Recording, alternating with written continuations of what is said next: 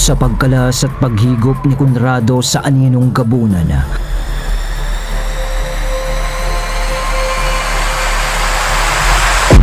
kasabay noon ang pagliliwanag ng katawan ni Ermitanyong Carling. Mga kabagis, umpisahan ng paganahin ang ating mga imahinasyon sa paki ng subscribe button. Salamat!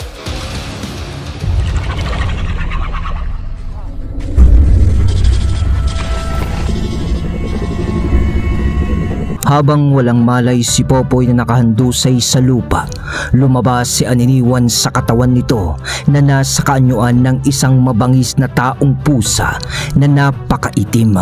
Upang proteksyonan si Popoy na nooy walang malay na nakahilata sa lupa.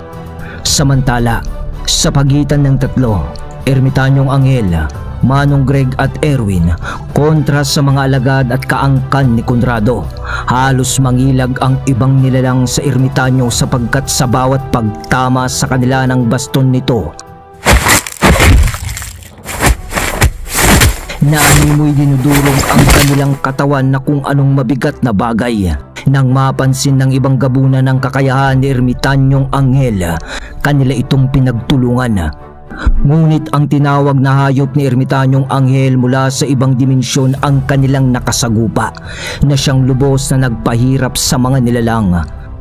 Angelito, kung iniisip mo na matatalo nyo kami sa digmaang ito, nagkakamali ka.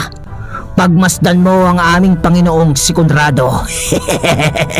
Sa pagkakataong ito, mukhang nakuha na niya ang kanyang hinahangad na abilidad. Uwi ka ng gabunang mambabarang. Nakuha nga ba? O kinuha niya ang kaisa-isang abilidad ng mismong papatay sa kanya? Tugon ng Ermitanyong Anghel. Anong ibig mong sabihin, Angelito? Tanong ng nilalang. Malalaman nyo na lang maya-maya. Nakangising sagot ni Ermitanyong Anghel. Sa pagdaluyon naman ng malakas na hangin at ulan sa lugar, ay siya din namang pananalasa ni Erwin at Manong Greg sa mga aswang.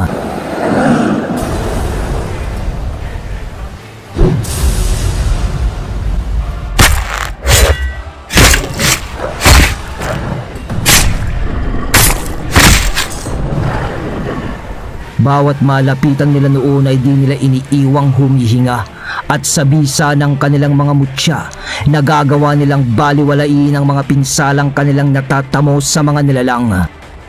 Halos tumulo na noon sa kamay ni Manong Greg at sa kris ni Erwin ang mga dugo ng nilalang na kanilang napapaslang.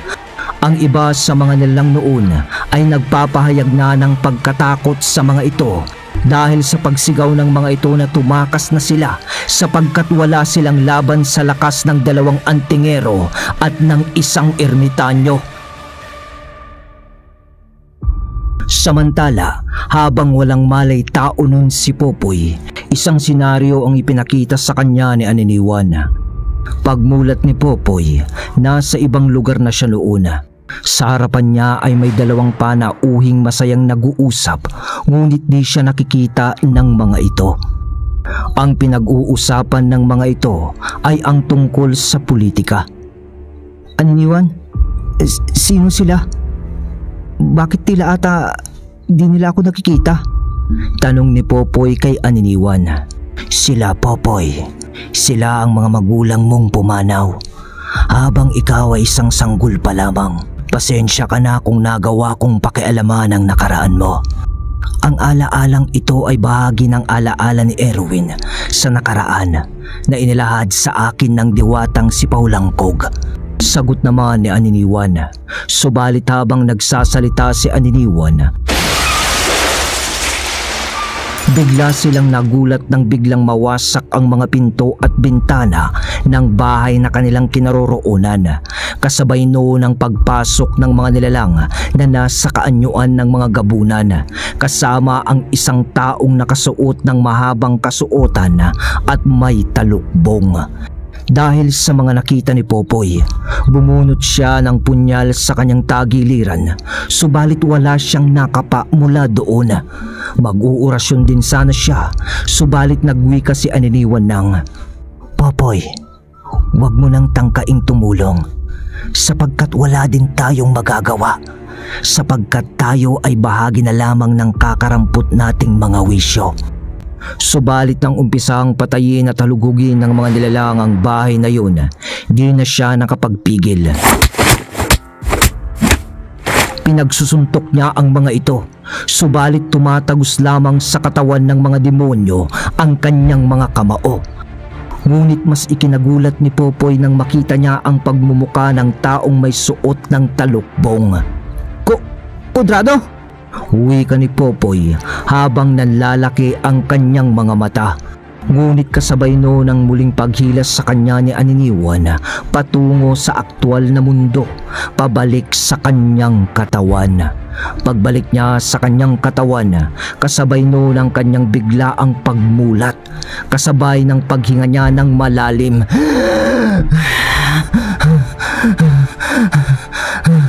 Napabalikwas na lang si Popoy na kanyang ilibot sa paligid ang kanyang mga mata nang napagtanto niya na sila nga pala ay nasa kalagitnaan ng isang digmaan.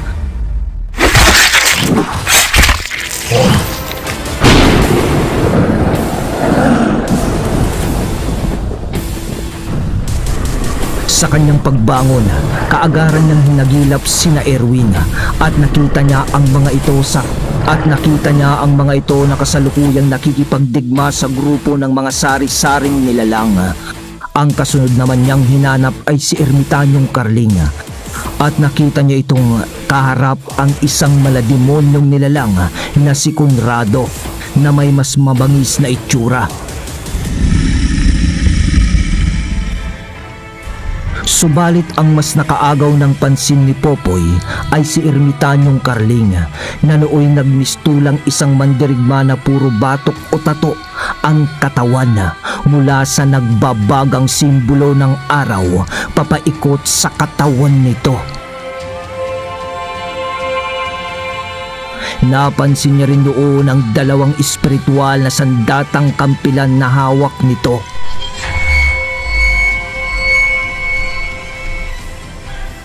May bandana ito sa ulo na mayroong ding nakasingit na balahibo ng isang ibon. Matapos niya itong makita, napabulong na lang si Aniniwan sa kanyang isipan ng, ang diwatang si Adlawan. Ngunit kahit nasa ganoong estado na si Ermitanyong Carling, di naman niya nakikitaan noon ng pagkatinag itong si Conrado na nooy nakangisi pa habang ikinakampay ang malalapad na pakpak nito sa ere. At sa ilang sandaling lumipas, bigla nitong sinugod si Ermitanyong Carling. Naglaho ito sa dilim at bigla na lang lumitaw sa harapan ng ermitanyo. Agad itong nagpakawala ng malakas na pagkalmot, ngunit ang matalas na espiritual na kampilan ang sumalo sa ataking pinakawalan nito.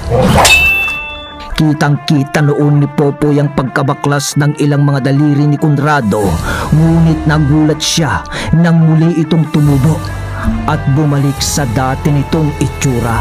Sa abilidad ng ermitanyo ay siya namang pagkaalala niya ng nakaraang ipinakita sa kanya ni Aniniwan.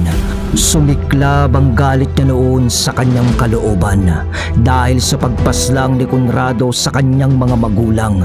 Kaya mula sa kanyang kinatatayuan, marahan siyang humakbang habang nagbibitaw ng orasyon para tawagin ang lubid ni kamatayan. Kasabay din noon ang paghugot niya sa punyal ng sinukuan habang nagpapalitan ng atake noon si Ermitanyong Carling at si Conrado ay siya namang marahang paglapit ni Popoy sa mga ito na may naglilingas na mga mata. At nang mahugot niya mula sa kanyang sisidla ng punyal, narinig niya na may binitawang orasyon si Ermitanyong Carling habang nakatusok sa lupa ang dalawa nitong kampilan. Matapos gawin noon ng ermitanyo, bigla na lang naging kakaiba ang pagkilos ni Conrado. Nagkakandapilipilipit ito sa ere hanggang sa marahang lumapag sa lupa. Maya-maya pa ay napasigaw ito ng malakas.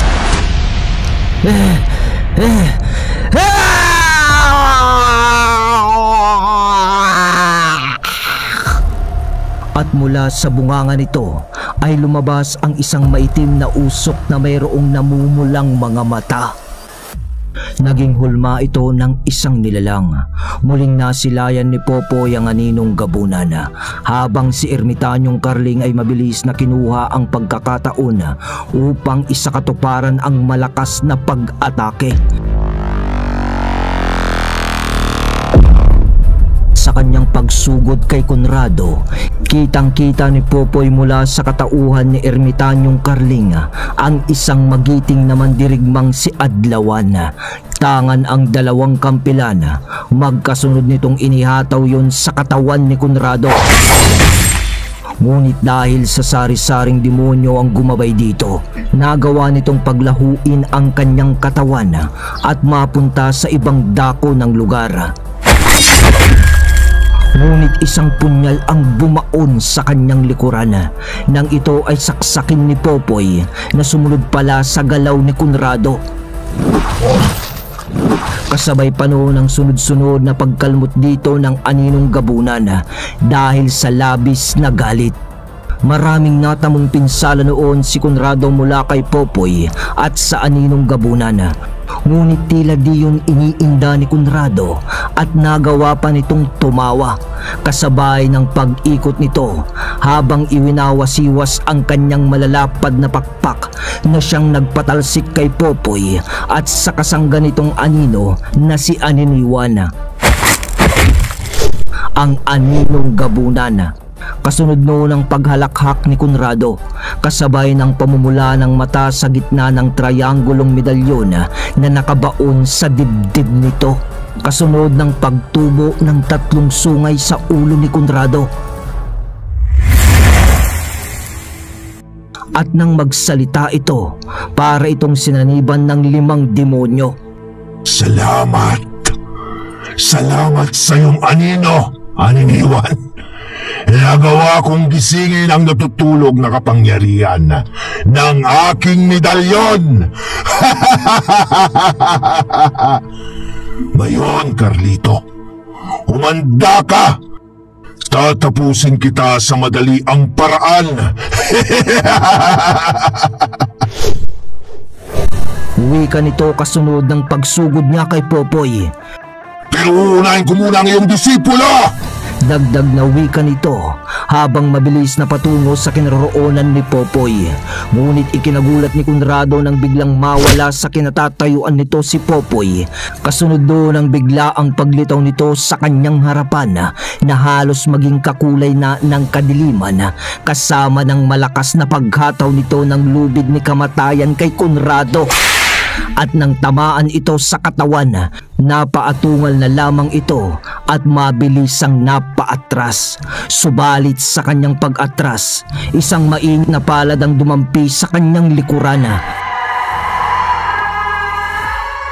Halos mapahiyaw noon si Conrado ng may halo-halong mga tinig dahil sa matinding pinsalang natanggap nito mula sa ermitanyo.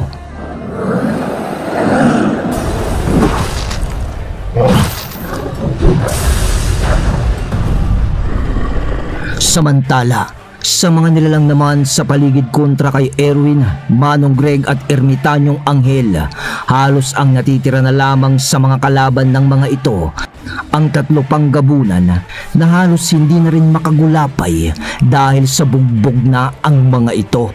Habang nagmamakaawa ang mga gabunang yun sa 3, marahang lumalapit dito si Ermitanyong Anghel. Kawawa naman kayo. Mamamatay kayo dahil dyan sa kayabangan nyo. Nasaan na ang pinagmamalaki nyong amo? Pagmasdan nyo, dinudurog na siya ni Popoy at ng kapatid kong si Carlito. Pero huwag kayong mag-alala. Di nyo na makikita ang pagkamatay niya. Dahil mauuna na kayo. Wika ni Ermitanyong Anghel kasabay ng paghataw niya dito ng kanyang tungkod, na naging dahilan upang madurog ang katawan ng 3 gabunan. Matapos nilang mapaslang ang mga alipores ni Conrado, agad naman silang lumapit na kay Popoy at Conrado. Subalit ng akmang lalapitan na sana ni Erwin si Popoy, napawika naman si Ermitanyong Anghel ng, "Iha! Huwag ka munang lalapit kay Popoy. Ang aninong gabunan na nakasapi sa kanya ay nag-aalab ang galit, kasabay din ng pag-aalab ng galit ng kapatid mo. Huwag mo muna siyang lapitan, sapagkat sa mga oras na ito, di ka nakikilalanin ni Popoy. Maging kami ay maaari din niyang atakihin." Wika ni Ermitanyong Anghel. Kaya naman mas minabuti na lamang nilang manood sa mga nangyayari. At habang nagaganap ang paglalaban ni Conrado laban kay Popoy at Ermitanyong Carling, nabanggit ni Ermitanyong Anghel ang tungkol sa gabay ni Popoy na si Aniniwan. Ayon dito, si Aniniwan ay isang maharlikang engkanto na naghangad ng mas mataas na kapangyarihan, hanggang sa makipagkasundo ito sa isang nilalang na nabubuhay sa mundo ng kadiliman, at ipinagpalit ang kanyang anino para sa isang anino ng isang gabunan. At nang maisakatuparan niya ang bagay na yun, maraming nilalang ang naghabol sa kanya upang kunin ang hawak niyang birtud. At dahil mula sa kadiliman ang kanyang abilidad na ikinulong niya sa kanyang birtud, naging masama ang pagkatao ni Aniniwan. Dahil maging ang ibang lahi ng mga engkanto ay hinahamon nito sa isang labanan hanggang sa kamatayan, mapatunayan lamang ang kanyang lakas. Hanggang sa makaabot ang gawain niyang yun kay Ermitanyong Carling, dahil sa napatay ni Aniniwan na kaibigang engkanto ng Ermitanyo na naging bolang apoy. Tinungo ni Ermitanyong Carling ang mundo ng mga engkantado upang hanapin lamang si Aniniwan. At doon niya rin nakasagupa si Conrado na ang tanging pakay ay ang birtud ni Aniniwan. At nang maglaban ng dalawa, natalo si Conrado at si Ermitanyong Carling ang nakipaglaban kay Aniniwan. Ngunit isang orasyon ang binulong nito sa isang punyal na siyang nagpahiwalay ng anino nito sa kanyang katawan, at hinigop ng punyal na siyang naging dahilan upang manghina ito. At madaling nakuha ni Ermitanyong Carling ang birtud nito, na itinago naman nito ng mahabang panahon, hanggang sa matagpuan na ni Ermitanyong Carling si Popoy at Erwin. Sa kanilang pag-uusap, halos di makapaniwala si Erwin na narating na ni Ermitanyong Carling ang mundo ng mga engkantado. At nang magtatanong na sana siya tungkol sa kanyang mutya at kung saan ba ito nanggaling, napatingin sila sa labanan nang biglang umatungal ng malakas si Conrado.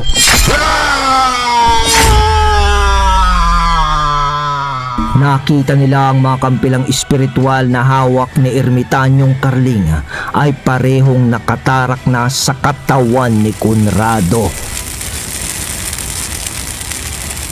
Habang unti-unting nagbabaga ang katawan ng demonyo hanggang sa ito ay magliyab. Dahil doon, halos magkalasan kay Conrado ang iba't ibang uri ng kaluluwa na umaapoy.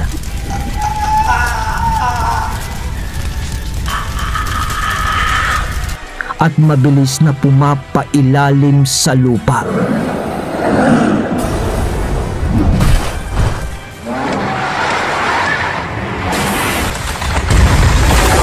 Ngunit kasabay ng pagpanaw ni Conrado ay ang pagwawala naman ni Popoy. Dahil sa inasal nito, may binitawang orasyon si Ermitanyong Carling na siyang bahagyang nagpahinto dito. Tapos ay umangil ito na tila ba isang mabagsik na gabunan. Ngunit ngumitian lang ito ni Ermitanyong Carling kasabay ng kisap mata niyang paglapit dito. Nang magawa niya yon, Binigyan niya ito ng isang malakas na sapak sa dibdib na siyang nagpatilapon kay Popoy. Sabay hablot niya sa hawak nitong punyal na sinukuan. Pagbagsak ni Popoy sa lupa, nasa harapan na niyang muli si Ermitanyong Carling. Mula sa pagkatao ni Popoy, kitang-kita ni Ermitanyong Carling ang matinding galit sa mga mata ni Aniniwan. Nakikita niya ito mula sa kasalukuyang mga mata ni Popoy. Kaya naman dinaganan niya ito habang nakatutok sa dibdib ni Popoy ang punyal ng sinukuan. Samantala, nang makita yun ni Erwin, napasigaw naman siya ng, "Lolo! Lolo, wag!" Sigaw niya sapagkat akala niya ay papaslangin na ng ermitanyo si Popoy. Ngunit nang magsalitang muli si Ermitanyong Anghel, agad din siyang huminahon. "Huwag kang mag-alala, Erwin. Inihihiwalay niya lamang sa katawan ni Popoy ang dapat na wala sa katawan nito. Ang aninong gabunan na anino ni Aniniwan."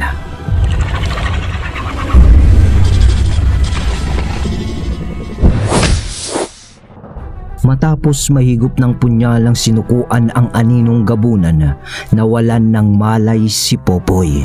Kasabay noon ang paglabas ni Aniniwan mula sa katawan ni Popoy nang nakaluhod sa harapan ni Ermitanyong Carling. Humingi ito ng kapatawaran para sa nangyaring pagwawala ng aninong gabunan sa katawan ni Popoy. "Huwag kang humingi ng tawad, Aniniwan. Ang inasal ng aninong gabunan ay dumepende lamang sa pinagsisilbihan nitong amo. Alam ko namang ninanais mo lamang na tulungan si Popoy, kaya ginawa mong pasanibin sa katawan ng binatang ito ang iyong masamang anino. Pero huwag kang mag-alala, Aniniwan. Di na muling mangyayari ang mga bagay na ito," wika ni Ermitanyong Carling. Matapos nitong makapagwika, kinuha niya ang isa sa 7 punyal na nasa sisidlan ni Popoy. Kasunod ng paghiwa niya ng bahagya sa kaliwang balikat ni Popoy, at mula doon ay kinuha niya ang isang pangil na unti-unti nang umiitim. Matapos niya yung gawin, isinunod naman niyang hubarin ang kwintas ni Popoy. Inilagay niya yun sa kanyang palad habang nakapatong ang isang pangil ni Aniniwan. Matapos yun ay bumulong ito ng iilang orasyon. Matapos nitong masambit ang mga kataga, unti-unting pumaloob sa kwintas ang pangil na yun. Nang muli nang maibalik ni Ermitanyong Carling ang isang pangil sa kwintas, isinuot niyang muli ito kay Popoy. "Ayan, Aniniwan. Mula sa oras na ito, di na magagawang sumapi ng aninong gabunan sa katawan ni Popoy. Susunod na lamang ito sa mga nais na ipagawa sa kanya ni Popoy. Sige na, bumalik ka na kay Popoy at gisingin mo ang kanyang wisyo at uuwi na tayo. Tapos na ang digmaan at nagwagi tayo." Pag-uutos ni Ermitanyong Carling kay Aniniwan. Sa pagwawakas ng matagumpay nilang pakikidigma laban sa hukbo ni Conrado, umuwi na silang muli ng sama-sama at walang bawas. Bagaman may pinsala ang iba sa kanila, di nila yun ininda sapagkat mas nangibabaw sa kanila ang katiwasayan ng kanilang sarili dahil sa nagapi na nila ang mga salot sa kanilang lugar. Paglipas ng mga ilang araw, napagpasya na ng kapatid ni Ermitanyong Carling ang bumalik muna pansamantala dahil sa tawag ng tungkulin mula din sa isang dibinong antingero. Inilahad sa kanila ni Ermitanyong Anghel na nais ng antingerong yun na makasama siya sa isang misyon. Bagaman tutol si Ermitanyong Carling sa nais nito, wala siyang nagawa sapagkat parte ng kanilang tinatahak na propesyon ang mga ganoong bagay.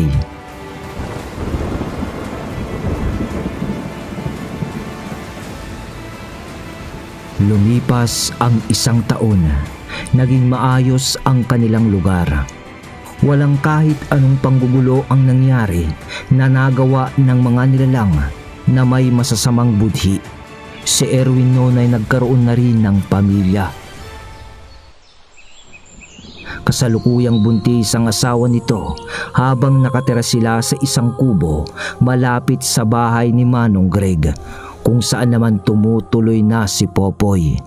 Samantala, si Ermitanyong Carling ay umalis upang manirahan sa bundok upang siguraduhin ang kaligtasan ng bawat lagusan patungo sa iba't ibang dimensyon sa mundo ng mga engkanto. Si Manong Greg naman at Popoy noon ay gumawa ng isang maliit na sakahin upang kahit papano ay may mapagkunan sila ng pang-araw-araw nilang pamumuhay. Habang si Erwin noon ay nagtatrabaho sa merkado sa kanilang lugar bilang isang kargador ng mga gulay, kopra at ng kung ano-ano pang produkto na ibinabagsak sa merkado mula sa iba't ibang lugar. Pero nang isang araw, nagkataong bakante ang araw na yon para kay Popoy. Inayos siya ni Erwin para sumama sa kanya papunta ng ibang bayan para maghatid ng mga karne ng baboy at sari-saring gulay para naman ibenta sa kalapit nilang bayan. Nang marating nila ang lugar, agad na rin silang bumaba ng sasakyan upang ihatid sa palengke ng lugar ang mga karning yun. Nang mapasok nila ang palengke, agad na sumalubong sa kanila ang malansang simoy ng hangin. Siyempre, palengke nga, di ba? Yun ang mga salitang agad na pumasok sa isip ni Popoy. Habang si Erwin ay abala sa pagbibigay ng mga karne sa mga taong bumibili nito sa kanila, si Popoy naman ay tinitignan ang bawat isa sa mga taong naroroon. Bagaman matao at maingay sa lugar, di yun binigyan ng pansin ni Popoy. Hanggang sa may napansin siyang isang grupo na mga manininda sa isang sulok ng palengke.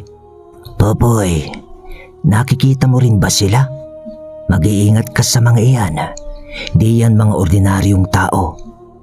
Balaan mo ang Kuya Erwin mo sapagkat dala niya ang amoy at presensya ng buntis niyang asawa.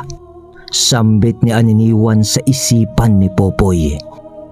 Nagpaalam noon si Popoy kay Erwin na may pupuntahan lamang siya saglit. Sige, balik ka kaagad ha. Uuwi na rin tayo maya-maya, bilin ni Erwin sa kanya. Nang makapagpaalam na siya, pasimple siyang lumapit sa mga panauhin sa sulok ng palengke. Paglapit niya doon, nakita niya na nagbebenta ang mga ito ng mga longganisa. Dumukot naman ang pera nun si Popoy sa kanyang bulsa na kunwaring bibili siya sa mga ito. Iyo! Anong saya? Bili na! Masarap ito! Sariwa at kagagawa lang namin ito kagabi. Wika ng isang matanda. Ang mga kasama naman nito ay medyo salimpad ang tingin sa kanya. Yun bang tipong pag bumili ka, tsaka pa lamang silang ngingiti sa'yo. Ganon yung mga tinginan nila kay Popoy. Upang di naman mahalata si Popoy, bumili siya sa mga ito. Pagkabili niya ay kaagad din naman siyang umalis. Nagpasalamat pa noon sa kanya ang matanda at narinig pa niya ang mga mahihinang pagtawa ng mga kasama nito. Anong balak mo, Popoy? Bakit ka bumili ng mga karning yan?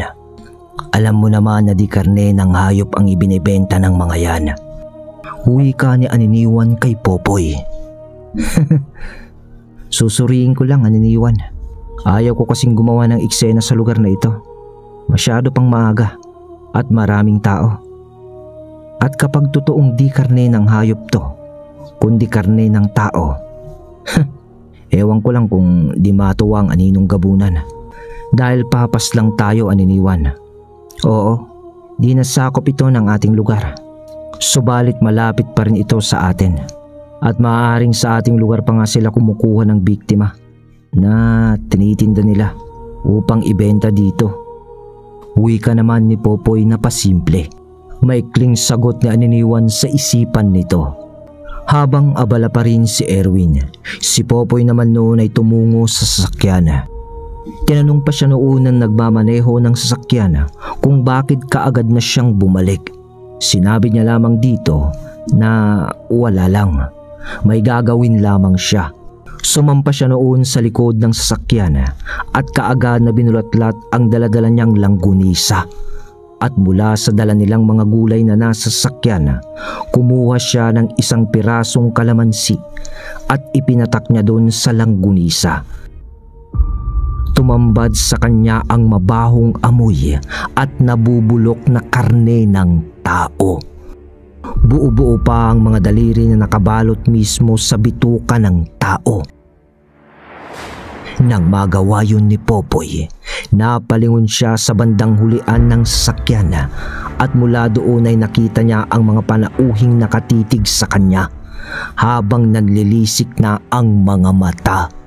Dinuduro-duro pa siya ng mga ito bago tuluyang likumin ang mga paninda nito at dalit-daling umalis.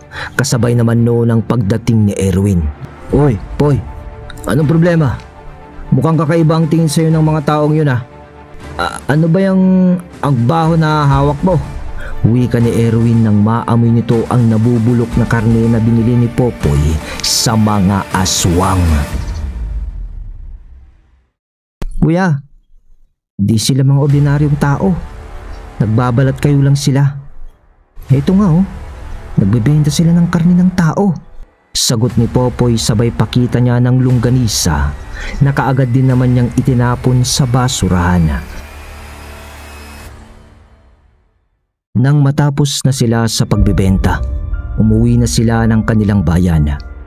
Magbabandang hapon na noon at nakagilid na sa kanluran ang araw.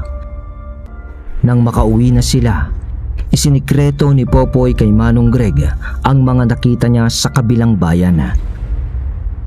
Ayaw niya kasing maabala pa ang matiwasay na pamumuhay nito at maging kay Erwin ay di niya ipinaalam ang kanyang plano.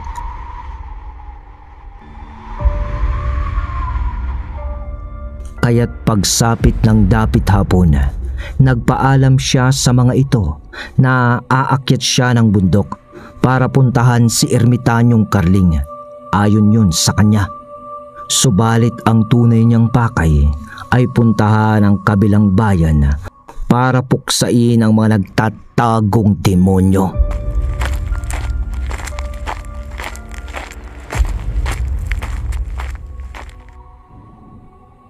Bagaman nagtataka sa kanya si Manong Greg dahil sa daladala niya lahat ng kanyang mga gamit, di na niya lang ito pinansin.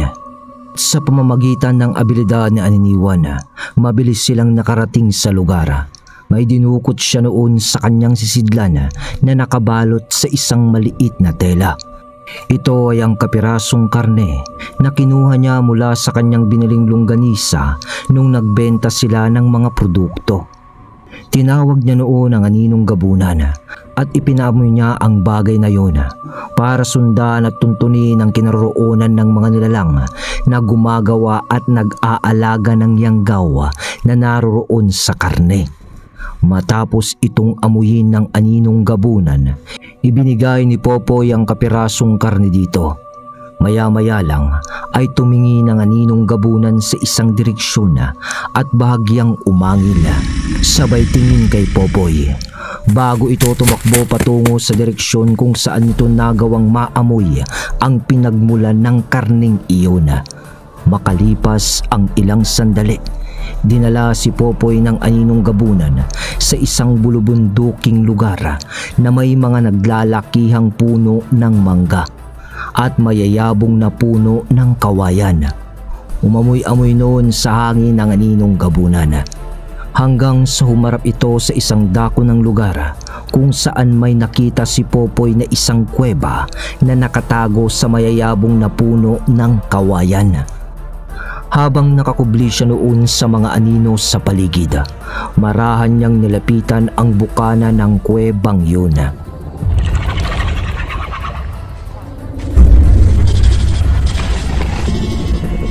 Ibinalik niya na rin noon ang aninong gabunan sa punyal ng sinukuan upang itago ang presensya nito. Nang nasa harap na siya ng kuweba, may mga naulinagan siyang mga tinig. Papalabas iyon ng lugar, kaya naman bahagya siyang nagtago sa isang puno ng malaking mangga. Subalit ng laki ang kanyang mga mata nang may isang nilalang ang bumulaga sa kanya na halos kasing hawig ng itsura ni Erwin. Napawi ka pa siya noon ng, Kuya Erwin? Anong ginagawa mo dito? Di ba dapat binabantayan mo ang asawa mo? Uwi ka ni Popoy. Anong sinasabi mo? Ikaw, anong ginagawa mo dito ng ganitong oras? Sagot nito kay Popoy. Sa pagsagot ng nilalang na yun kay Popoy, napakunot ang kanyang noo dahil sa di nito binanggit ang kanyang pangalan na laging ginagawa ni Erwin. Popoy, di si Erwin ang karap mo. Maaaring isa yan sa mga nakasalabuhan mo kanina sa merkado. Kita ko mula sa kanyang anino ang pagiging aswang niya, Popoy. At alam ko rin na tanga niya ang mutya ng hunyango na kayang mangopya ng imahe ng isang nilalang. Uwi ka niya iniwan sa isipan ni Popoy. Nang marinig ito ni Popoy, bahagya siyang napaatras sa nilalang. Hinugot niya na noon ang isa sa kanyang mga punyal para paghandaan ang anumang mangyayari na di maganda sa lugar. Ang ipinagtataka niya lamang, nagawa siyang makita ng nilalang na yun kahit na nakakubli siya sa mga anino. Dahil alam ni Popoy sa kanyang sarili na tanging isang gabunan lamang ang kayang makakita sa kanya habang siya ay nasa estado ng pagkukubli sa mga anino. At dahil nga sa pangyayaring yun, nakaagaw siya ng pansin sa lugar. Pagtitignang muli sa bukana ng kuweba, may mga panauhin na nakatayo doon habang nakatitig din sa kanya. Iyo! Ikaw pala! Kumusta ka na? Nagustuhan mo ba ang paninda ko? At hinanap mo pa talaga kami dito! Uwi ka ng isang matandang nakatayo sa bukana ng kuweba. Nagkakamali ka, tanda. Nandito ako para tuldukan ng mga kademonyo ang pinaggagawa nyo. Alam kong malayo na to sa lugar ko, pero sakop pa rin ito ng tungkulin ko bilang isang alagad ng kabutihan. Sagot ni Popoy. Alagad ng kabutihan ba ka mo, iha? Pinahapas lang namin ang mga kagaya mong dumadayo dito. Ang lakas ng loob mo, iho. Hanga ako sa'yo. Akala ko pa naman nagustuhan mo ang karneng ibinigay ko sa'yo. Alam mo ba, iho, napakasarap kumain ng laman ng tao. Lalo na ang mga daliri ng mga ito.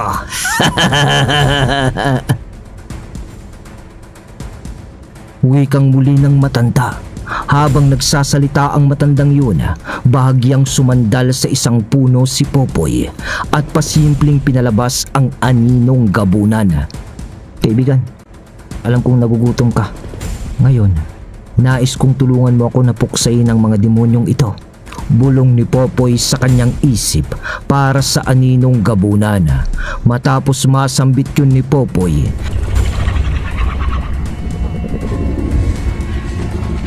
nagtago sa mga anino ang aninong gabunan. Ngunit alam ni Popoy na nararamdaman iyon ng mga nilalang sapagkat nakita niya ang pagkaalarma ng mga ito. Antingero, huwag mo lang itago ang kasama mo. Ramdam namin siya. Alam mo ba na sa iyong pagpasok dito sa aming lugar, para mo na rin ikinulong ang sarili mo dito kasama namin. At wala kang magagawa dahil papaslangin ka lang namin ng walang kahirap-hirap. Uwi ka ng nilalang na ginagaya ang imahe ni Erwin. Nagsipalit ng anyo ang lahat ng panauhing naroroon sa lugar. Nang makita ni Popoy ang anyo ng mga ito, kaagad siyang nagtanong kay Aniniwan. Aniniwan, ano sa tingin mo? Ano sa tingin mong lahi ng mga ito? Mukhang kakaiba sila sa lahat ng mga nakaharap na nating mga demonyo. Tanong ni Popoy. Sa pagkakaalam ko, sila ang mga tinatawag na mga umangob, Popoy. Madalang lang ang kanilang lahi sapagkat nagtatago sila at madalang lang lumabas ng kanilang lungga. Nagkataon lang siguro na nakasalamuhan natin sila sa merkado.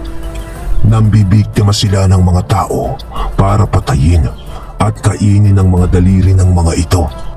At ang ibang bahagi naman nun ay binuburo nila upang gamitin naman sa pangyayanggaw upang madagdagan ang lahi nila. At mabuti na lang ang nagawa natin silang masumpungan bago pa nila maisakatuparan ang nais nila. Sapagkat sa pagkakataong ito, Popoy, alam kong nag-uumpisa pa lamang sila sa kanilang mga gawain. At ikaw, Popoy, ang una sana nilang bibiktimahin sa pangyayanggaw. Sagot ni Aniniwan. Sa pagtugon ng ganoon ni Aniniwan kay Popoy ay siya namang pagsagot niya sa nilalang ng Huwag kayong magalala, mga demonyo. Di ko itatago ang kasama ko sapagkat isa siya sa mga papas lang sa inyo. Malas nyo lang, ako agad ang naging una nyong parokyano. Alam nyo, di ako nakulong dito kasama nyo dahil kayo mismo ang nakulong dito sa sarili nyong teritoryo. Kasama ko na siyang tatapos sa mga kabuktutang pinaggagawa nyo. tugon ni Popoy sa mga nilalang. Dahil sa sinabi ni Popoy, nagsiangil ang mga nilalang sa paligid. Tapos ay nagsilabasan pa sa kuweba ang iba pang mga nilalang na may sinabi pang, Tandang Anso! Tandang Anso! Handa na ho ang ating gagawing hapunan! Wika ng isang nilalang. Ngunit agad din itong nagpalit ng kaanyuan. Nang makita nito si Popoy at ang kaganapan sa paligid. Sa biglaang pagtaas ng tensyon sa paligid, naalarma si Popoy sapagkat di lang pala ang grupo ng mga panauhing nakasalamuhan nila sa merkado ang kanyang makakaengkwentro sa lugar, kundi isang angkan ng mga aswang. May kaanyuan ng mababangis na malaasong nilalang. Kung titignan mo iyon sa unang pagkakataon, isa lang yung normal na aso. Subalit habang tumatagal, lumalaki sa paningin ni Popoy ang mga yun hanggang sa halos maging kasing taas na ito ng isang batang kalabaw. Doble ingat ka, Popoy.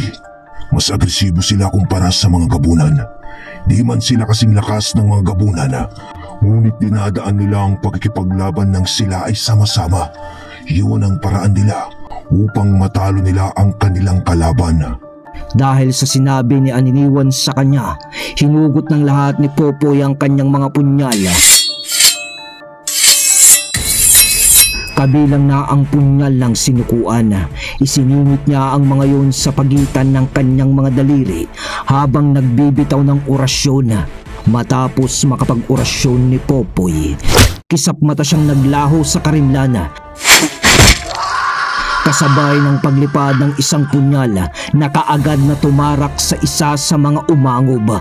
Dahil doon ay nagsikalat ang mga ito sa paligid, habang ang isang umangob na gumaya sa imahe ni Erwin ay nananatili sa posisyon nito, na tila ba hinahagilap ng mga paningin nito ang bawat galaw ni Popoy.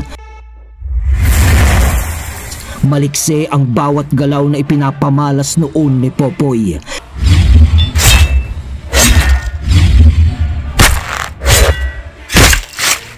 Bawat paglitaw niya mula sa mga anino sa harap mismo ng ibang umangob, kasabay noon ang pagsaksak niya sa mga ito gamit ang punyal ng sinukuan.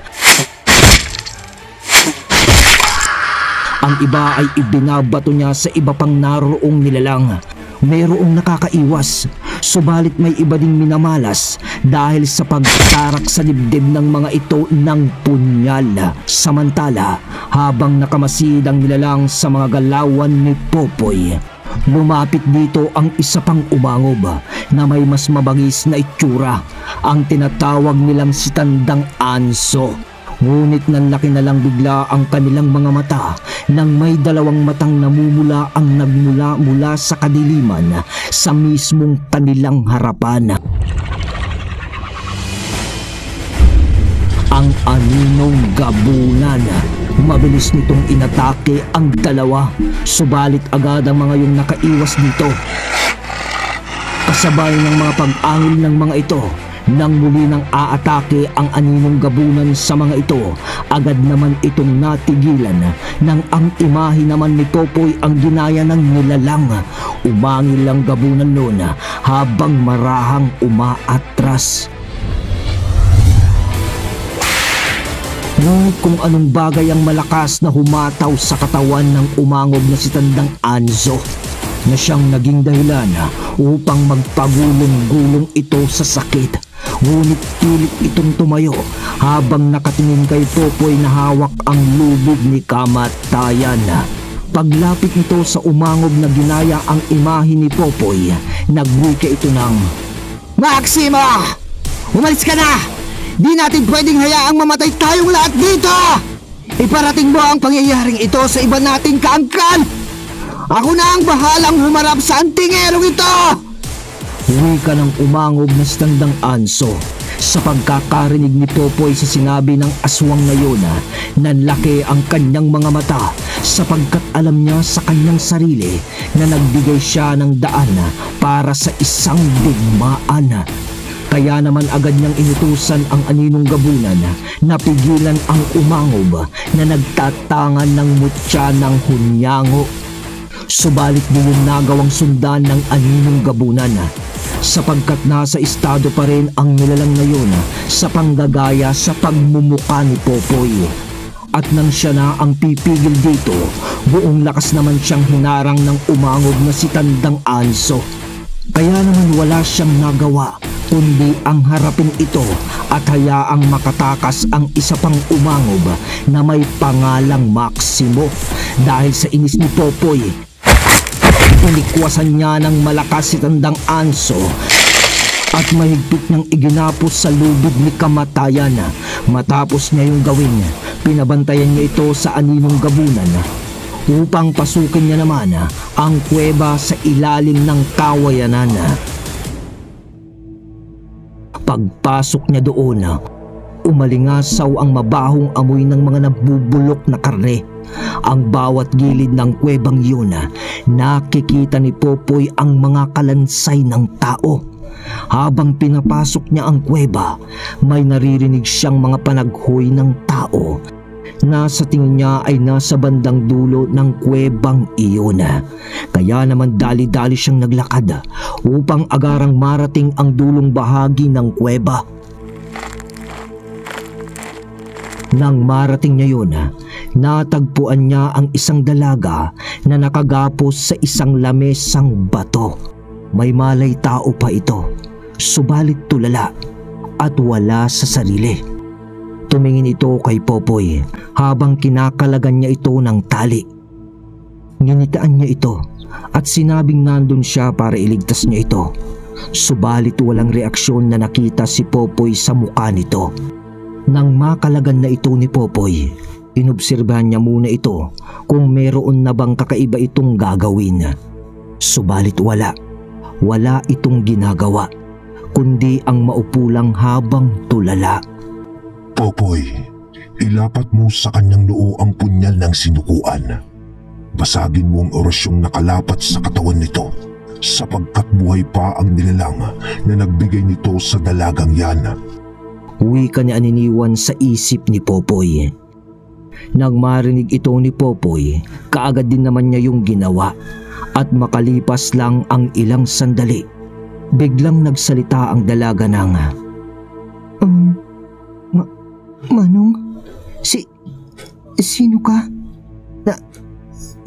Nasaan ako? Anong gagawin mo sa akin? Bakit ako nandito? Takot na wika ng dalaga. Teka lang. Huminahon ka muna. Nandito ako para iligtas ka. Huwag kang mag-alala. Iuuwi kita sa inyong ligtas. Siya nga pala. Ako si Popoy. Tsaka na ako magpapaliwanag. kapag naiuwi na kita ng ligtas. Sagot ni Popoy dito. Nang mailabas na ni Popoy ang dalagang yun sa kuweba, ginawan din naman niya agad ng paraan upang maihatid ito sa bahay niya. Iniwan muna noon ni Popoy ang aninong gabunan sa lugar habang binabantayan ng matandang si Anso na isang umangob. Habang binabagtas ni na Popoy kasama ng babae ang daan, unti-unti siyang nagiging pamilyar sa lugar. At nang marating na nila ang tahanan ng babae, napagtanto niya na taga roon ito sa kanilang lugar kung saan naninirahan si na Popoy. Ano bang mayroon sa lugar na to, Aniniwan? Bakit ba parang tampulan ito ng karahasan mula sa nilalang ng kadiliman? Sambit ni Popoy. Di rin ako sigurado, Popoy. Siguro may kinalaman ito sa pagkamatay ni Conrado. Maiksing sagot naman ni Aniniwan. Tapos ay naglakad na silang muli.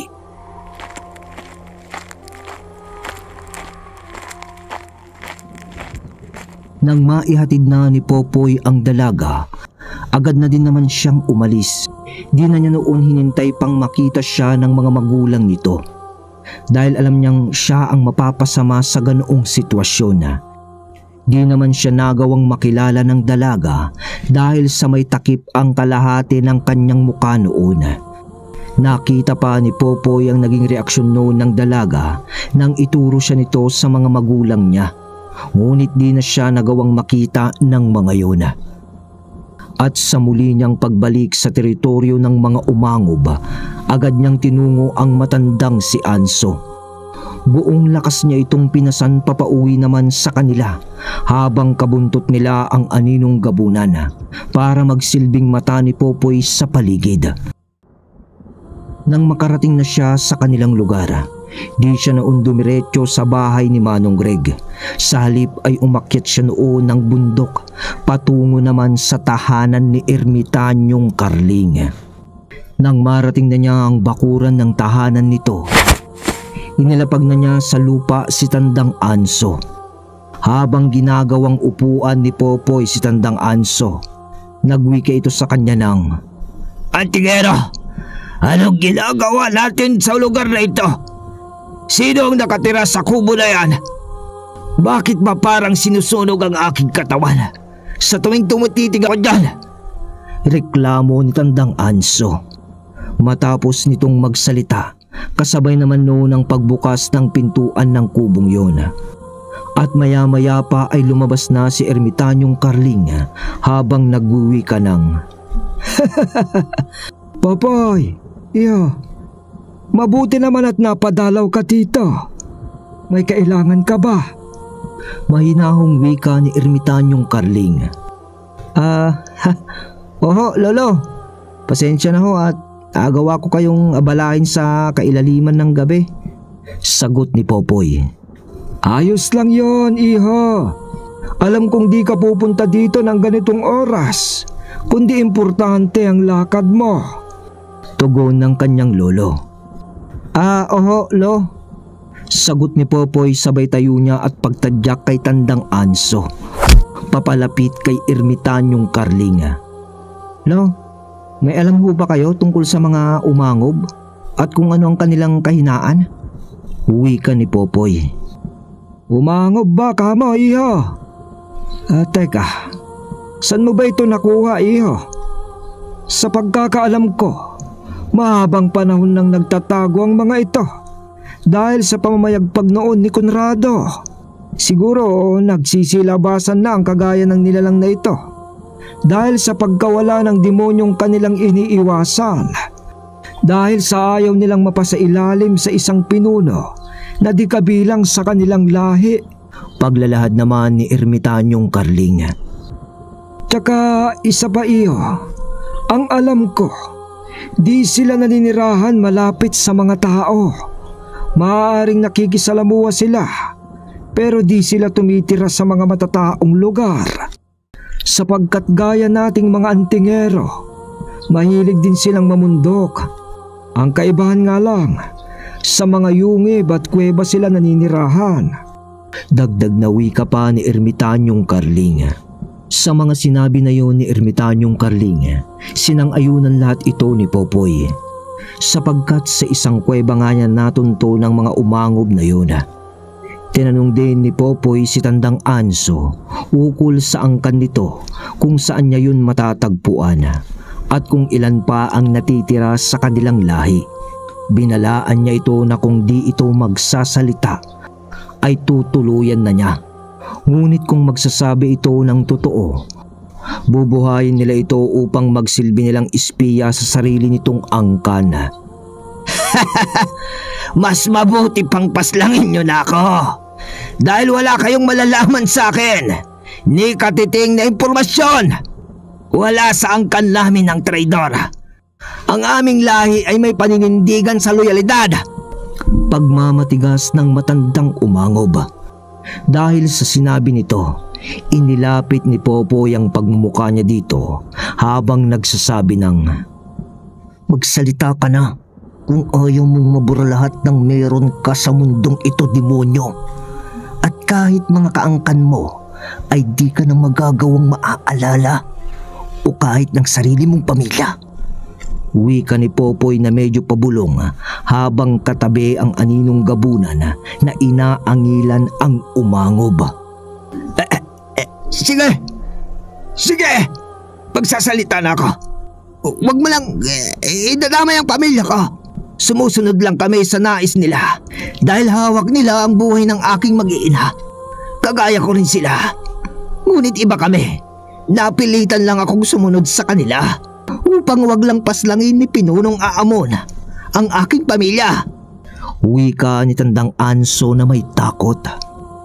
Inilad nito sa kanila na nasa pinakadulong bahagi ng kanilang lalawigan ang baryong pinananahanan ng kanilang angkan.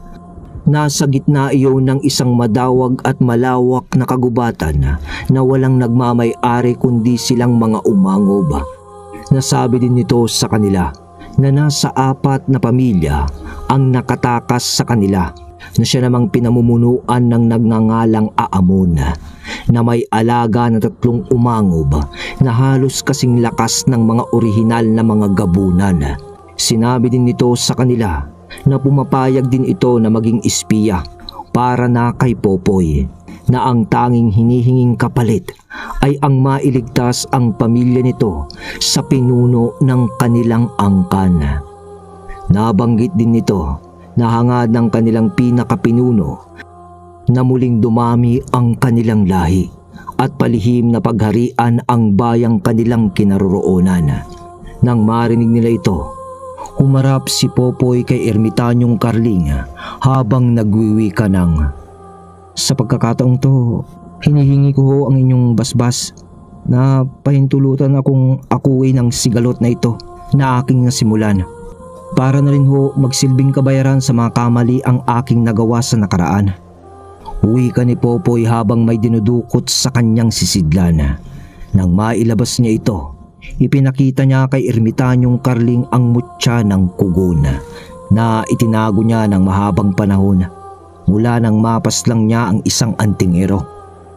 Nais niya iyong isuko sa ermitanyo bilang paglimot ng kanyang masalimuot na nakaraan. "Iha, dahil sa iyong nakaraan, natuto kang lumaban, natuto kang manindigan. Dito mo rin nalaman ang iyong mga kamalian na ayaw mo na ring maulit pa. Imbis na kalimutan mo ang iyong nakaraan, paghugutan mo ito ng lakas upang hubugin ang iyong mas matibay na pagkatao at paninindigan. Sige, kukunin ko ang bagay na yan, pero para lang muling palakasin at buhayin ang natutulog nitong kakayahan. Ibabalik ko yan sa iyo, iho, dahil magagamit mo yan sa iyong kakaharaping misyon para sa sarili mo." Tugon sa kanya ng matandang ermitanyo. Nang maiabot na niya ang mutya ng kugon kay Ermitanyong Carling, pinakawalan niya na din si Tandang Anso. Pero bago niya yun gawin, minarkahan niya ito gamit ang punyal ng sinukuan. Inutusan niya noon ang aninong gabunan na sundan ang matandang umangob para magkaroon sila ng mata ni Aniniwan sa tutunguhing lugar ng nilalang. At ang markang inilapat dito ni Popoy ang magsisilbing koneksyon ng aninong gabunan upang di mawala sa paningin nito ang matandang umangob. Makalipas ang ilang araw, nalaman ni Popoy na narating na ni Tandang Anso ang baryo nito. Nalaman din ni Popoy na nagbabalak na ang angkan ni Tandang Anso na hanapin si Popoy upang paslangin at maghigante sa ginawa niyang pagpatay sa iba nitong kalahi. At mula sa mga mata ng aninong gabunan, nakita ni Aniniwan ang itsura ng sinasabi ni Tandang Anso na si Aamon. Ayon sa paglalarawan ni Aniniwan dito kay Popoy, halos magkasing edad lamang sila ni Popoy. May mga tattoo ito sa katawan na iba't ibang simbolo. May baliktad na krus, 3 numero na sumasalamin sa demonyo. At sa noo ng nilalang na yun ay ang baliktad na bituin na nakapaloob sa sirkulong napapalibutan ng mga ilang Latinong letra. Nakita din ni Aniniwan mula sa mata ng aninong gabunan ang tunay na mukha ng umangob na nagtatangan ng mutya ng hunyango. Isang gabi, pasimpleng lumabas ng kanilang lungga si Tandang Anso. Kinausap nito si Popoy sa pamamagitan ng kakarampot na wisyo ni Aniniwan sa aninong gabunan. Ipinarating nito kay Popoy na kailangan niyang maunahan ang mga umangob sa gagawin nitong pagtuntun sa kanya, sapagkat siguradong bawat madaanan nitong lugar ay maraming mapapahamak na mga ordinaryong tao. Ipinarating din ito kay Popoy na sa pagsapit ng muling sikat ng buwan magaganap ang gagawin ng mga itong pagsalakay kung saan madalang magsilabasan ng mga mortal nilang kalaban, ang mga gabunan. Dahil sa impormasyong nalaman ni Popoy, agad siyang kumilos para paghandaan ang gagawin niyang pagsalubong sa mga nilalang na siya lamang mag-isa kasama ang kanyang gabay na si Aniniwan. Walang inaksayang oras nun si Popoy. Binusog niya ng mga orasyon noon ang kanyang gamit kahit na nagtataka sa kanya si Manong Greg at Erwin. Sinasabi niya lang sa mga ito na inihahanda niya lang ang kanyang mga gamit para kung sakali na magkaroon ng di inaasahang mga pangyayari ay nakahanda ang kanyang mga gamit. Yon ang mga dahilan ni Popoy upang maitago lamang sa mga ito ang tunay niyang pakay sa kanyang ginagawang paghahanda. Pasensya na kayo, Kuya Erwin at Manong Greg, kung nagagawa kong maglihim sa inyo. Alam kong nais niyong mamuhay ng matiwasay at malayo sa gulo. Kaya hayaan niyo munang ako na lang tumapos sa gulong sinimulan ko. Pasensya na kayo. Ayoko lang kayong madamay pa. Bulong ni Popoy sa kanyang isip. At pagsapit nga ng nakatakdang araw, umakyat muna siya sa bundok para magpaalam sa kanyang lolo Carling. Upang sa ganon, merong isang tao ang nakakaalam kung saan siya naroroon.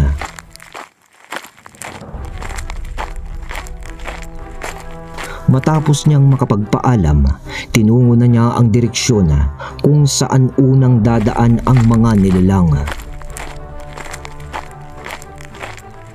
Makalipas ang ilang oras, nagawa niyang makarating sa lugar na sinabi ni Tandang Anso.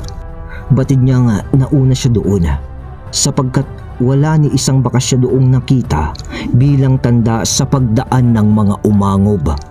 Pansamantalang gumawa muna siya doon ng isang kubo na maaari niyang pagpahingaan gamit ang pinagtagpi-tagping mga piraso ng kahoy na nakatago sa mayayabong na damo.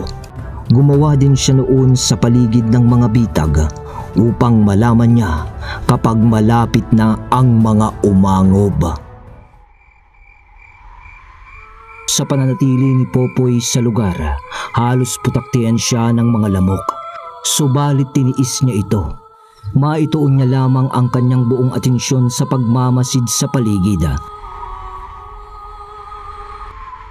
Makalipas ang ilang minuto, Biglang naalerto si Popoy nang maramdaman niya ang pagkabasag ng isa sa kanyang bitag na orasyon.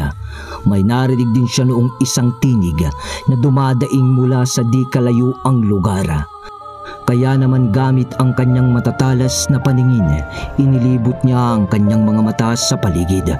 Nakakabinging katahimikan na kung susumahin ay kung ordinaryong tao ka lang ay nakakapangilabot ang dilim na tanging ang daing ang iyong naririnig.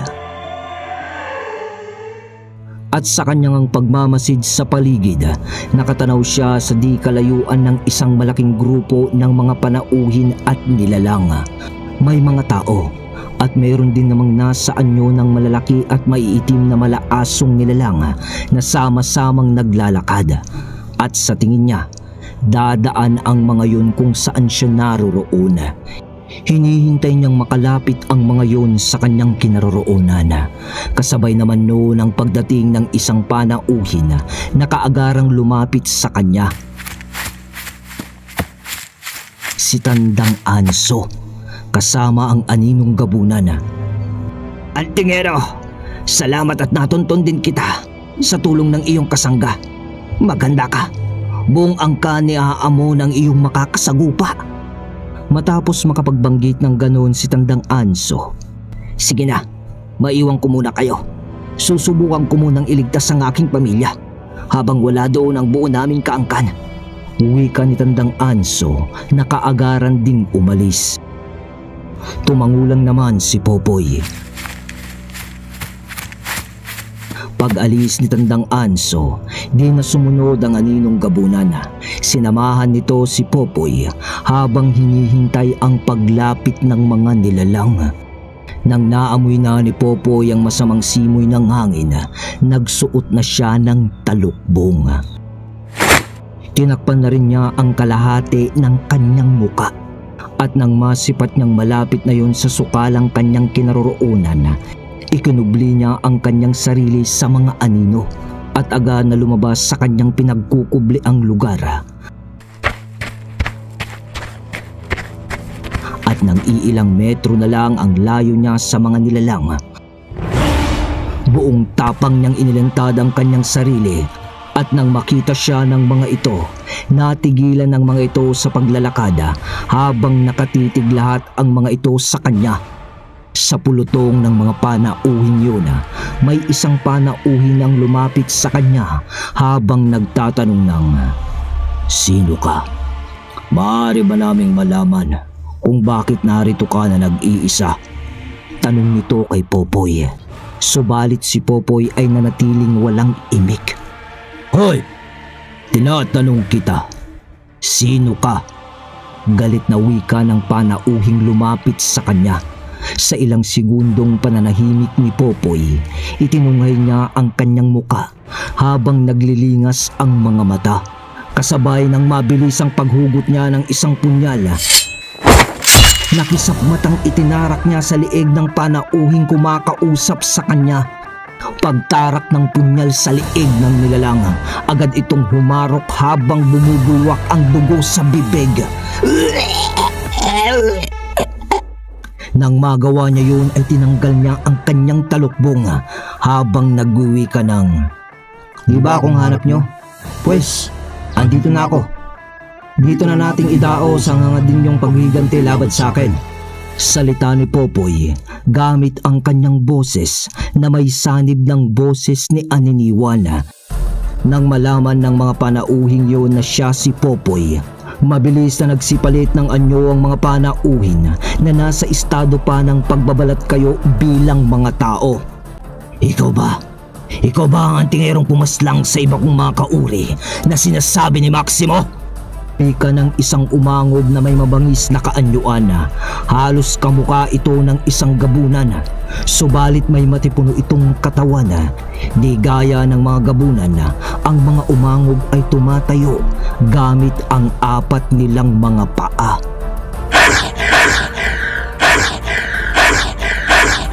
Nang makapagpalit ng kaanyuan ang mga umangob, mabilis ang mga itong pinalibutan si Popoy. "Matahimik kaming namumuhay. Subalit anong ginawa mo? Binulabog mo ang aking angkan. Ngayon, magbabayad ka sa iyong kalapastanganan. Uwi ka ng galit na si Aamuna. Mga kasama, ubusin niyo lahat ng hibla ng laman sa katawan ng taong yan. Dagdag pa na sigaw nito sa kanyang mga kasama. Sa pagbitaw ng utos ni Aamuna,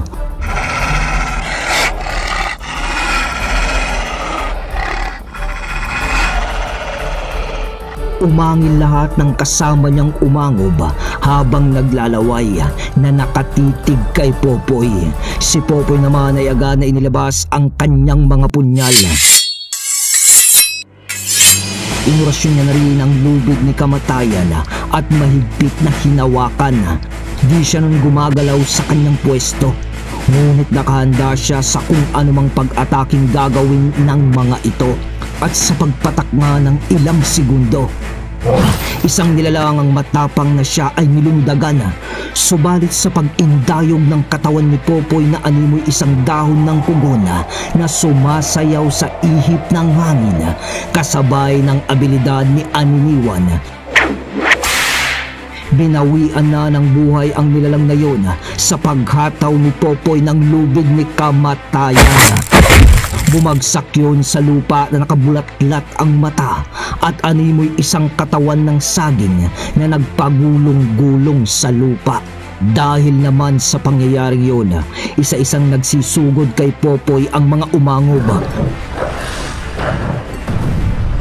Ngunit ang nasa likurang bahagi ng kaganapan ay nagulat naman ang mga nilalang nang atakihin ang mga ito ng aninong gabunan. Halos di makapaniwala noon ang mga umangob nang makita nila ang mabangis na kasangga ni Popoy. Ang mga umangob naman na sumugod kay Popoy ay halos magsigulong sa lupa sa tuwing nalalatayan ang mga ito ng lubid ni kamatayan.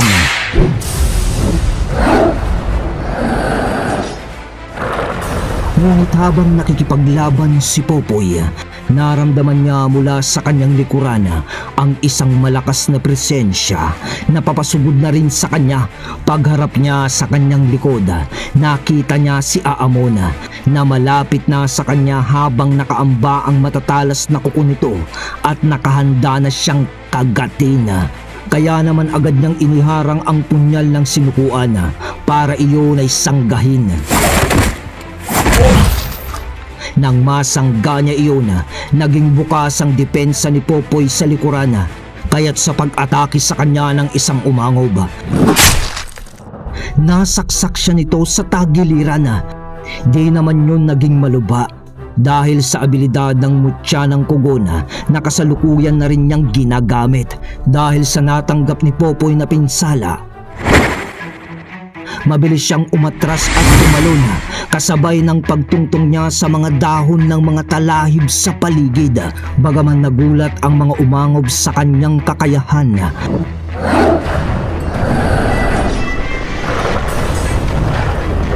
patuloy pa rin siyang sinugod ng mga ito kahit na marami na ang nalagas sa mga nilalang. Di yun naging hadlang sa pagnanais ng mga itong patayin si Popoy. Ngunit sa kabilang dako ng labanan,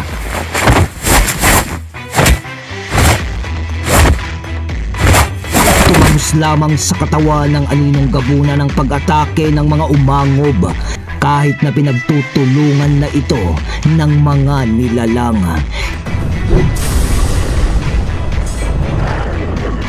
Di nila yun magawang mabigyan ng pinsala sapagkat ang katawan ng aninong gabunan ay yari lamang sa pinagsama-samang anino ng iba't ibang uri ng nilalang.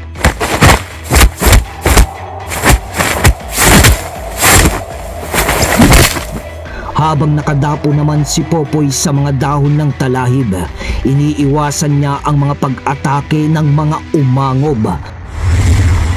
Nasipat niya noon ang buong lakas na paglundag ni Aamuna upang siya ay dambahin. Subalit na sa pinagsama-samang abilidad ng mutya ng kugona at ng bertud ni Aniniwan, di siya magawang maabutan ng mga yun.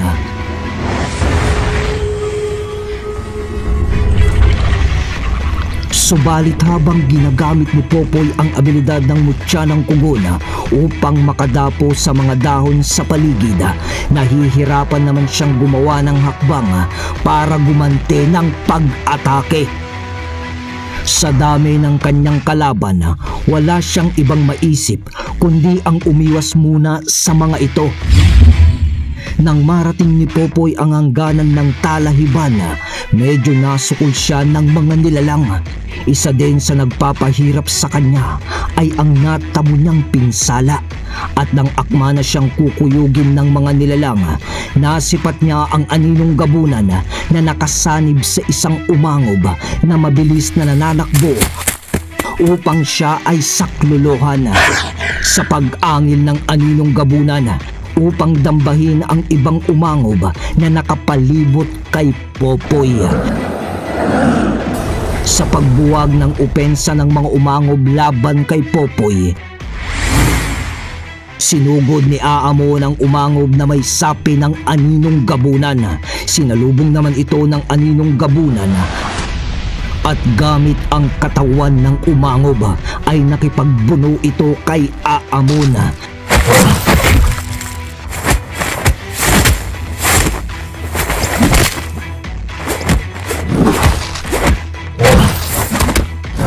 Nang matuon ang atensyon ng mga umangob sa dalawa, kinuha ni Popoy ang pagkakataon na yun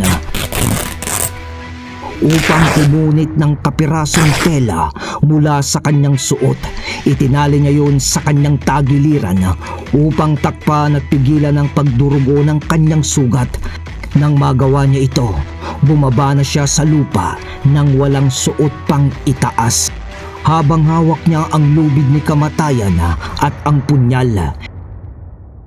"Ako ang harapin niyo!" Inagaw niya ang pansin ng mga umangob. Sumigaw siya noon ng may kasamang gigil. Kasunod ng pagtakbo niya papasugod sa mga nilalang.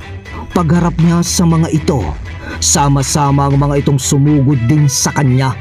Nang malapit na ng iilang hakbang na lang ang kanilang pagitan, umikot si Popoy kasabay ng pagwasiwas niya ng lubid ni kamatayan, at nang makita niyang may susunggab na sa kanya mula sa kanyang harapan, mabilis niyang itinarak doon ang punyal ng sinukuan.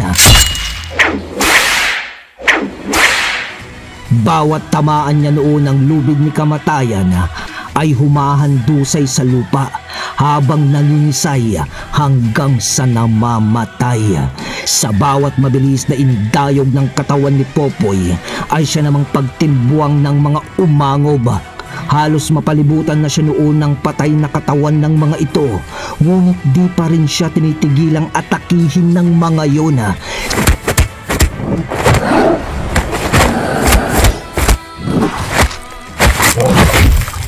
Sa pagbubunuan naman ng aninong gabunan na nakasanib sa katawan ng isang umangob, umabot sa puntong umabot na sa limitasyon ang aninong gabunan. Humiwalay ito sa katawan ng umangob at sa pilitang hinigop ng orasyon na nag-uugnay sa kanila at sa punyal ng sinukuhan. Nang mga oras naman na yun ay halos iilan na lang ang natitira sa angkan ni Aamon na kasalukuyan pa rin kinakalaban si Popoy.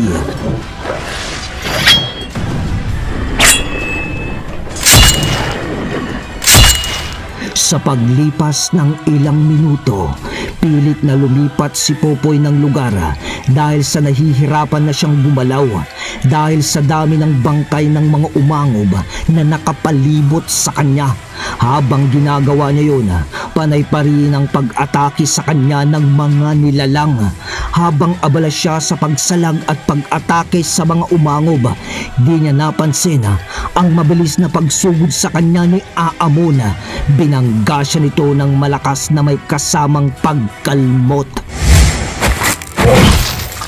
Nagtamo siya noon ng malalalim na sugat sa magkabilang braso na labis naman niyang ininda. Napaluhod siya noon sa lupa at napahawak sa kanyang dibdib dahil sa malakas na pagbangga sa kanya ni Aamon. "Handingero! Paano ba yan? Umabot na sa sukdulan ng kakayahan ng kasangga mo! Nag-iisa ka na lang. Kaya mo pa ba, antingero? Mabuti pang sumuko ka na lang. Huwag mo nang pahirapan ang sarili mo bago ka mamatay. Wika ni Aamon. Huwag ako ang alalahanin nyo, mga demonyo. Pagmasdan nyo ang mga nasa paligid nyo at sabihin nyo kung sino ang malapit ng kunin ni kamatayan. Sagot ni Popoy habang marahang tumatayo. Nang masabi yun ni Popoy, halos nagsitayo ang balahibo ni Aamon sa katawan dahil sa galit. Nag-iisa ka na lang. Mayabang ka pa rin, antingero! Sigaw ni Aamon. Tama lang, Satsat. Bakit di pa natin tapusin to? Para malaman natin kung sino ang hahalik sa lupa. Sagot naman ni Popoy. Pagkasambit nun ni Popoy, huminga siya ng malalim. Sabay titig ng matalim sa mga nilalang. Ang mga umangob naman noon ay nagsisiangil habang naghahanda ng muling umatake.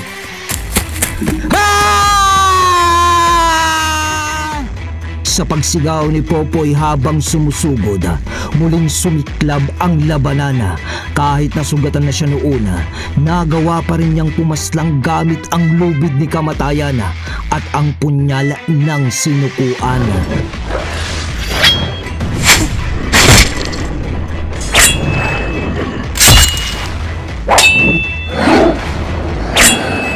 Tumagal pa ng ilang minuto ang labanang yun hanggang sa dumating ang puntong si Aamon na lang ang natira.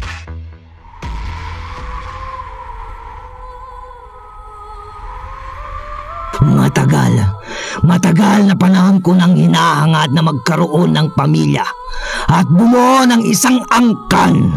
At ngayon ay akin nang natupad. Subalit anong ginawa mo? Pinaslang mo silang lahat. Kaya di ako makakapayag sa pagkakataong ito na di kita mapaslang. Nag-aangil na wika ni Aamon. Di naman sana tayo aabot sa ganito. Kung nanahimik na lang sana kayo at nagpakalayo-layo dito sa aming lugar. Pero anong ginawa nyo? Binalak nyo pa akong paslangin. Ngayon, tatanungin kita, demonyo. Ano ang pakiramdam na mawalan ng mahal sa buhay at binawian ng buhay mismo sa iyong harapan? Sagot ni Popoy. Wala kang pake. Ang alam ko, gusto ko lang sa oras na ito ay ang paslangin ka. Galit na wika ni Aamon. Pagkasabi noon ni Aamon, buong lakas nitong sinugod si Popoy na parang nagwawalang hayop.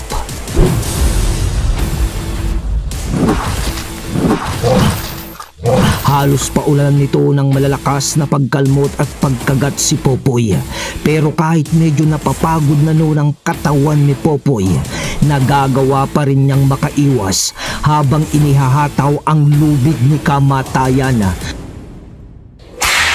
Sa paulit-ulit na pag-atake ni Aamon kay Popoy, unti-unti din itong nanghina hanggang sa malugmok na ito sa lupa dahil na rin sa pinsala mula sa lubid ni kamatayan.